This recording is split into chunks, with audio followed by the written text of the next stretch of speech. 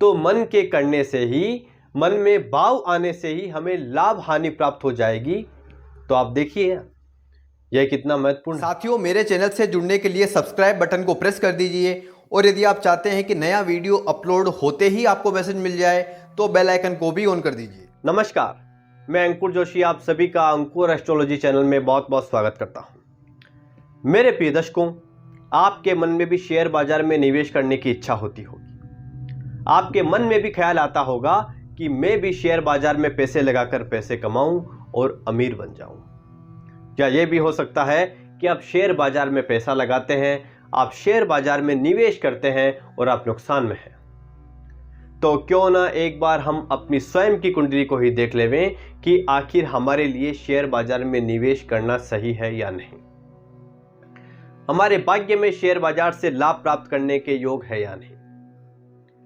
मेरे प्रिय दर्शकों, यदि आप मेरे इस चैनल पर पहली बार आए हैं या आप पुराने दर्शक हैं और यदि अभी तक आपने मेरे चैनल को सब्सक्राइब नहीं किया है तो चैनल को सब्सक्राइब करके बेल आइकन जरूर दबा दीजिए। और हाँ, मैं इंस्टाग्राम पर भी ज्योतिष के टिप्स डालता रहता हूं, तो आप मुझे इंस्टाग्राम पर भी फॉलो कर लीजिएगा। उसका लिंक भी इस वीडियो के डिस्क्रिप्शन में ही है। देखिए, एक बात मैं आपको बता दूं कि शेयर बाजार की एक पूरी सीरीज चलेगी। इस सीरीज में मैं आपको जन्म कुंडली में बनने वाले कई योग बताऊंगा। उनमें से कोई भी योग यदि आपकी कुंडली में होंगे तो आपको जरूर शेयर बाजार में निवेश करना चाहिए। साथ ही मैं आपको यह भी बताता जाऊंगा कि आखिर कब आपको शेयर बाजार में निवेश नहीं करना चाहिए। इसके साथ ही कब आप इंट्राडे ट्रेडिंग कर सकते हैं, कब आपको कम अवधि के लिए ट्रेडिंग करनी चाहिए और कब आपको लंबी अवधि के लिए ट्रेडिंग करनी चाहिए। इन सभी के मैं अलग अलग एपिसोड बनाऊंगा और बहुत ही आसान भाषा में आपको समझाऊंगा। बस इसके लिए आपको करना कुछ नहीं है, चैनल को सब्सक्राइब कर दीजिएगा और वीडियो को अधिक से अधिक आप शेयर कीजिएगा। मेरे प्रिय दर्शकों, कुछ लोग शेयर बाजार में पैसा लगाकर संपन्न हो जाते हैं और संपन्नता के शिखर पर पहुंच जाते हैं, लेकिन कई लोगों को शेयर बाजार में मुंह की खानी पड़ती है और वे कंगाली और दिवालियेपन का शिकार हो जाते हैं। देखिए, सर्वप्रथम यह जान लेना अत्यंत आवश्यक है कि शेयर बाजार का व्यवसाय करना हमारे भाग्य के अनुकूल है या नहीं। और यह बात सत्य भी है कि जिसका भाग्य साथ दे वह शेयर बाजार से करोड़ों अरबों रुपए भी कमा सकता है, और यदि भाग्य साथ ना दे तो वह रोड पर भी आ सकता है। देखिए, सबसे महत्वपूर्ण बात यह है कि हम कुंडली में क्या क्या देखें, किन किन ग्रहों पर विचार करें, किन किन भाव का विचार करें, यह बहुत ही महत्वपूर्ण है। देखिए, सबसे पहले हमें देखना है कुंडली के पंचम भाव को। पंचम भाव कौन सा होता है? ये वाला भाव जो है ये कुंडली का पंचम भाव होता है। इसे हमें सबसे पहले देख लेना है। इसी भाव से हम शेयर बाजार, लॉटरी, सट्टे, इन सभी का विचार करते हैं, इन सभी को देखते हैं। देखिए, पंचम भाव का अच्छी स्थिति में होना बहुत जरूरी है। पंचम भाव यानी ये वाला भाव यदि पीड़ित होगा, अशुभ ग्रहों के यदि प्रभाव में होगा तो शेयर बाजार में नुकसान भी हो सकता है। तो सबसे पहले हमें इस भाव को देख लेना है और इस भाव के स्वामी को देख लेना है। तो पहली बात तो ये कि पंचम भाव शुभ ग्रहों से युक्त होना चाहिए। शुभ ग्रहों का प्रभाव इस भाव पर होना चाहिए, या किन्हीं भी शुभ ग्रहों की दृष्टि इस भाव पर होनी चाहिए, पंचम भाव पर होनी चाहिए। तो इससे शेयर बाजार में सफलता मिलने की संभावना कहीं अधिक बढ़ जाती है। अब देखिए, पंचम भाव के स्वामी की भी यह बहुत बड़ी भूमिका है। इस भाव में जो भी राशि हो उनके स्वामी भी उनको भी हमें देख लेना है। यदि इस भाव के जो स्वामी हैं वो अच्छी स्थिति में है, किन्हीं केंद्र या त्रिकोण के भाव में बैठे हैं। त्रिकोण का भाव किन्हें कहते हैं? ये ये त्रिकोण के भाव है। केंद्र के भाव किसे कहते हैं? ये चारों को इन चारों भावों को, इस भाव को, इसको, इसको और इसको केंद्र स्थान कहा जाता है। यदि पंचम भाव का स्वामी केंद्र या त्रिकोण में है या अपनी उच्च राशि में है, अच्छे भाव में है, बलवान है, यदि अच्छे ग्रहों से युक्त है या अच्छे ग्रहों की दृष्टि उन पर है, तो शेयर बाजार में लाभ कमाने की ये बहुत अच्छी और बहुत मजबूत स्थिति होती है। अब देखिए, पंचम भाव के साथ साथ एकादश भाव और द्वितीय भाव की भी बहुत बड़ी भूमिका होती है। यह होता है कुंडली का एकादश भाव और यह होता है द्वितीय भाव। ये पहला भाव, ये दूसरा भाव, यह होता है एकादश भाव, 11वां भाव। इस भाव को हम लाभ स्थान भी कहते हैं। यह भी बहुत महत्वपूर्ण है। किसी भी प्रकार से निवेश किए गए धन से आपको लाभ प्राप्त हो पाएगा या नहीं, या किस स्तर का लाभ आपको आपके जीवन में होगा, यह है लाभ स्थान, यानी कि ये वाला भाव। और इसके जो है, इसका जो मालिक है, इसका जो ओनर है, इस भाव में जो भी राशि हो, उस राशि के स्वामी कौन है उस पर डिपेंड करेगा। ठीक है। यदि पंचम भाव का स्वामी एकादश भाव में हो या लाभ स्थान में हो तो बहुत अच्छा। यदि इस भाव का स्वामी यदि इस भाव में है तो बहुत अच्छा। और यदि इस भाव का स्वामी भी इस भाव में है तो भी यह बहुत अच्छा योग है। यानी कि इस भाव में जो भी राशि हो, उनके जो भी स्वामी ग्रह हो, वो यदि इस भाव में होंगे बहुत अच्छा, और इस भाव में जो भी राशि हो, उनके जो स्वामी हैं इस भाव में होंगे तो भी बहुत अच्छा। इसके साथ ही यदि पंचम भाव का स्वामी भी इस भाव में है और एकादश भाव का स्वामी भी पंचम भाव में है तो ये जो है ये बहुत श्रेष्ठ योग हो गया है। इसे हम परिवर्तन राजयोग भी कह सकते हैं। इन दोनों भावों के मध्य राशि परिवर्तन का ग्रहों का योग बन जाए तो उसे परिवर्तन राजयोग कहते हैं। बहुत ही शुभ संयोग है। और देखिए, यदि शुक्र का संबंध पंचम भाव से हो जाए या एकादश भाव से हो जाए या द्वितीय भाव से हो जाए तो भी लाभ की स्थितियां बहुत अच्छी बनती है। शुक्र का संबंध लक्ष्मी से है तो लाभ स्थान से हो जाएगा तो जो है कृपा हम पर रहेगी। इस भाव में भी यदि शुक्र होंगे, अपनी अच्छी राशि में होंगे, शुभ प्रभाव में होंगे तो बहुत अच्छा। इस भाव में होंगे तो भी बहुत अच्छा। देखिए, अभी मैं आपको जो भी बातें बता रहा हूं, यदि आपको समझ नहीं आ रही है तो आप निश्चित रहें, इस एपिसोड को आप देखें। इसके बाद वाले जो एपिसोड आएंगे मैं उनमें जो है आपको कुंडली में ग्रहों की स्थिति बताऊंगा कि ये वाला ग्रह यहाँ बैठा होगा तो आपको शेयर बाजार से लाभ होगा, इस ग्रह की दृष्टि यहाँ पड़ रही है तो आपको शेयर बाजार से लाभ होगा, यदि फला ग्रह इस राशि में बैठा है तो आपको शेयर बाजार में निवेश नहीं करना चाहिए, शेयर बाजार से बचना चाहिए। बहुत आसान भाषा में मैं आपको बताऊंगा, तो आप निश्चिंत रहें और इस एपिसोड को आप ध्यान से सुने, क्योंकि यह एपिसोड आने वाले एपिसोड को समझने में बहुत लाभकारी होगा। तो हम कहाँ थे? एकादश भाव।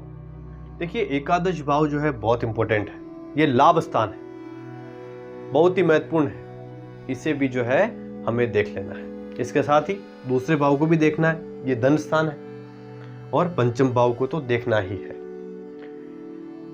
इसके साथ ही जो है दूसरा जो भाव है, इस भाव के स्वामी को भी हमें देख लेना है।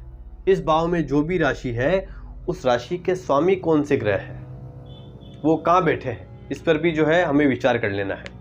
यदि पंचम भाव के स्वामी यानी कि इस भाव के स्वामी यदि इस भाव में बैठे हों, बहुत अच्छा ये योग है। और यदि दूसरे भाव के स्वामी यदि पंचम भाव में बैठे हों तो ये भी अच्छा। लेकिन पंचम भाव के स्वामी भी जो है द्वितीय भाव में बैठे हैं और द्वितीय भाव के स्वामी भी यदि पंचम भाव में बैठे हैं तो ये भी परिवर्तन राजयोग हो गया। बहुत अच्छा ये योग है। ठीक है। इसके साथ ही देखिए जो है नवम भाव है, ये भी बहुत महत्वपूर्ण है।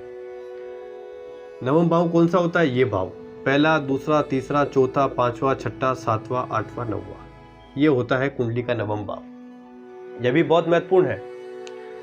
ये भाग्य स्थान इसे हम कहते हैं। तो क्या भाग्य के बिना शेयर बाजार में सफलता पाई जा सकती है? देखिए, यहां एक बहुत ही महत्वपूर्ण बात है। नवम भाव जो है वो भावात भवम सिद्धांत के अनुसार पंचम से पंचम है। कैसे? पहला भाव, दूसरा भाव, तीसरा भाव, चौथा भाव और ये पांचवा भाव, ये हो गया कुंडली का पांचवा भाव। यहां से हम यदि पांचवा भाव गिनेंगे तो पहला भाव, दूसरा भाव, तीसरा भाव, चौथा भाव, पांचवा भाव। तो भावात भवन सिद्धांत के अनुसार पांचवें भाव की यदि हमें डीप स्टडी करनी होगी, उसको गहराई से देखना होगा, तो नवम भाव को देखना जरूरी है। तो कहीं ना कहीं शेयर बाजार, सट्टे और लॉटरी की यदि हम बात करें तो नवम भाव की भूमिका भी बहुत महत्वपूर्ण हो जाती है। तो नवम भाव और नवम भाव के स्वामी को भी देख लेना जरूरी है।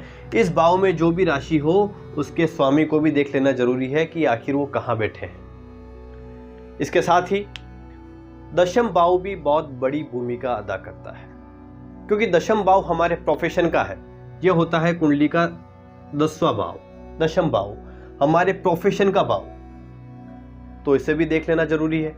इसके साथ ही इस भाव के स्वामी को भी देख लेना जरूरी है कि इस भाव में जो राशि हो उसके स्वामी कुंडली में कहां बैठे हुए हैं। अब देखिए, इन सब भावों के बारे में बातें हो गई है, लेकिन हमने लग्न के बारे में बात नहीं की। लग्न यानी कि ये पहला भाव, इस भाव को लग्न भाव भी कहा जाता है, प्रथम भाव भी कहा जाता है। यदि हमारी जन्म कुंडली में कितने ही बड़े बड़े राजयोग बन रहे हो और लग्नेश यदि अच्छी स्थिति में नहीं है, नीच के हैं, गलत भाव में बैठे हुए हैं, पाप प्रभाव में हैं, तो उन राजयोगों का हमें पूर्ण फल कभी नहीं मिल पाएगा। इस भाव के जो स्वामी हैं ये अच्छी स्थिति में होने चाहिए। इसके साथ ही देखिए, इस भाव के जो स्वामी हैं वो कुंडली के मालिक हो गए। तो कुंडली का मालिक ही जब कमजोर होगा, या आप यूं समझें जब घर का मालिक ही यदि कमजोर होगा तो कार्य अवरोध तो आना ही है। तो लग्न और लग्नेश की स्थिति अच्छी होनी चाहिए, मजबूत होनी चाहिए। अब देखिए, यदि हम ग्रहों की बात करें तो सबसे पहले हमें देखना है राहु देव को। मेरे प्रिय दर्शकों, हमें राहु देव को देखना है कि वास्तव में वो हमारी जन्म कुंडली में किस स्थिति में है। राहु देव का अच्छा संबंध यदि दूसरे भाव से हो जाए, पंचम भाव से हो जाए, दूसरे भाव से हो जाए, पंचम भाव से हो जाए, पंचम भाव के स्वामी के साथ हो जाए, दशम भाव के साथ बन जाए, एकादश भाव के साथ हो जाए, या नवम भाव के साथ हो जाए, या इनके जो है स्वामी से कहीं ना कहीं इनका संबंध हो जाए, तो शेयर बाजार से लाभ प्राप्त करने की स्थिति बनती है। यहाँ मैंने देखिए अच्छे संबंध के लिए कहा है, अच्छे संबंध होंगे तो लाभ। यदि इन भावों से या इनके स्वामियों के साथ राहु का खराब संबंध बन रहा हो तो नुकसान की संभावना बनती है। देखिए, राहु का व्यक्तित्व कैसा है, किसी भी घटना को अचानक घटित करने में जो है राहु का सबसे बड़ा रोल होता है, राहु की सबसे बड़ी भूमिका होती है। अचानक से कोई लॉटरी लग गई, अचानक से सट्टे में हमने पैसे कमा लिए, अचानक से शेयर जो है बाजार में हमने कोई शेयर हमने 10 रुपए में खरीदा और उसकी रेट जो है 500 रुपए हो गया अचानक लाभ। इसके अलावा यदि हमने कोई शेयर 1000 रुपए में खरीदा और कम समय में ही उसकी रेट यदि 200 रुपए रह गई, तो यह करने वाले कौन है? यह करने वाले राहु देवी तो है। तो अचानक होने वाले उतार चढ़ाव में राहु देव की भूमिका होती है। अब देखिए, बहुत ही महत्वपूर्ण बात, आप ध्यान से सुनिएगा दर्शकों। इस कार्य के लिए भाग्य का साथ मिलने पर बहुत ऊंचाइयों तक पहुंचा जा सकता है। भाग्य का साथ तो आवश्यक है ही है, लेकिन शेयर बाजार में कोई ऐसी चीज नहीं है कि आपने पैसा लगाया और छू मंतर से आपको फायदा हो गया। देखिए, इसमें भी बहुत कैलकुलेशन करनी पड़ती है। यह तो किसी बिल्डे की ही बात हो गई कि उसने आंख बंद करके किसी शेयर में पैसा लगा दिया और वह कई गुना बढ़ गया और उसको जो है लाभ हो गया। ऐसा बहुत कम लोगों के साथ होता है, बहुत ही कम, लेकिन होता जरूर है। लेकिन हकीकत में जो है शेयर बाजार को देखने में, उसे समझने में जो है, किसी शेयर को समझने में बहुत समय लगता है, समय देना पड़ता है। यह भी जो है मेहनत का काम है। देखिए, आप भी देखते होंगे कि शेयर बाजार का कार्य करने वाले जो है सुबह 9 बजे से लोग बैठते हैं और दोपहर 3:30 बजे तक जो है एक ही जगह बैठे रहते हैं, न्यूज़ देखते हैं, टीवी देखते रहते हैं और बाजार के बारे में जानकारी प्राप्त करते रहते हैं। तो इसको भी जो है समय देना पड़ता है।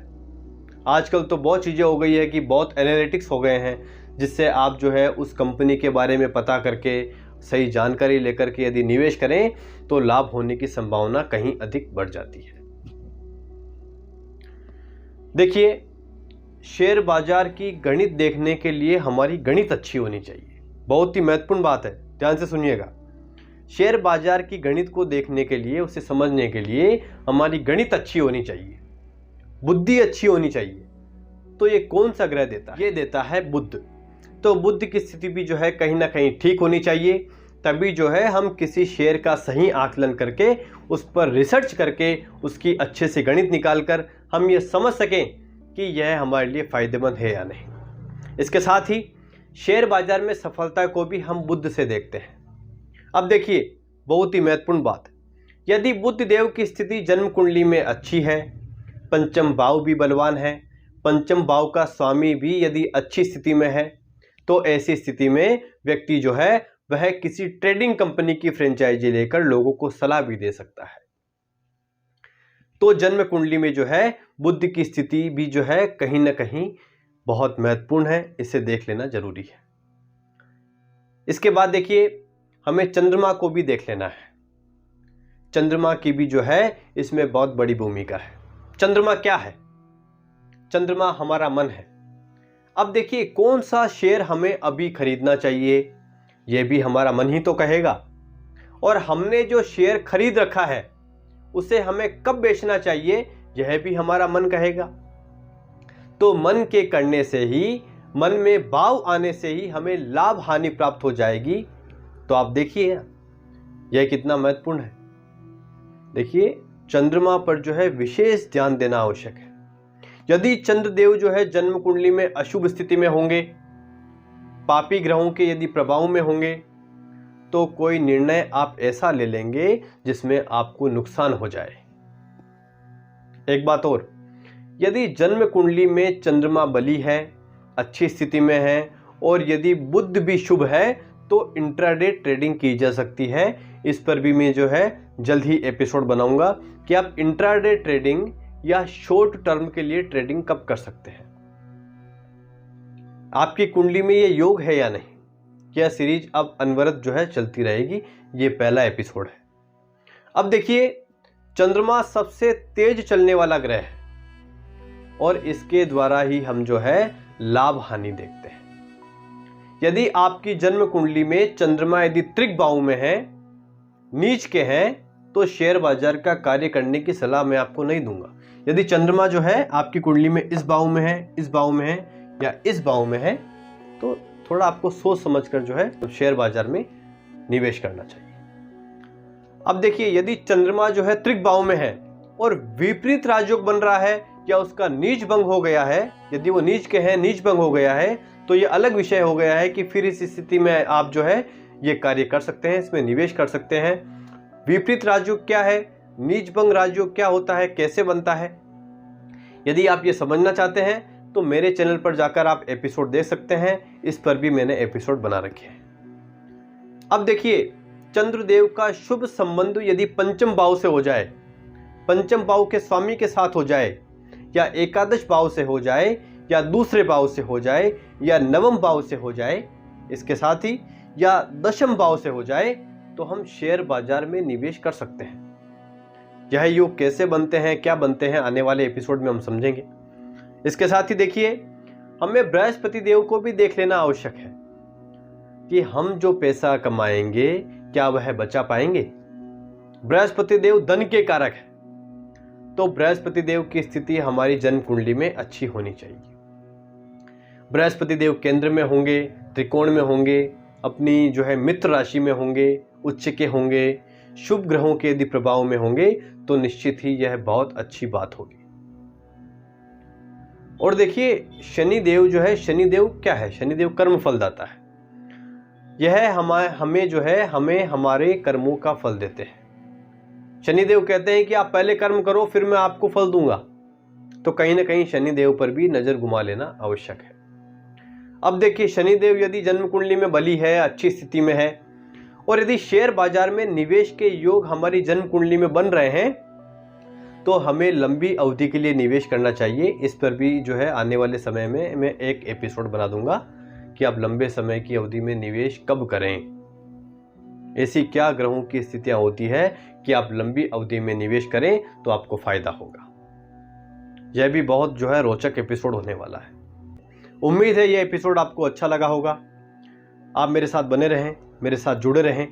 यह शेयर बाजार की पूरी सीरीज है जो है अब ये चलती रहेगी, और मैं आपको बहुत आराम से और बहुत सरल तरीके से जो है बोर्ड पर समझाऊंगा। निश्चित ही आपको ये समझ आएगा। यदि एपिसोड अच्छा लगा हो तो लाइक और कमेंट जरूर कर दीजिएगा। मिलते हैं हम पार्ट 2 में। जय श्री राधे।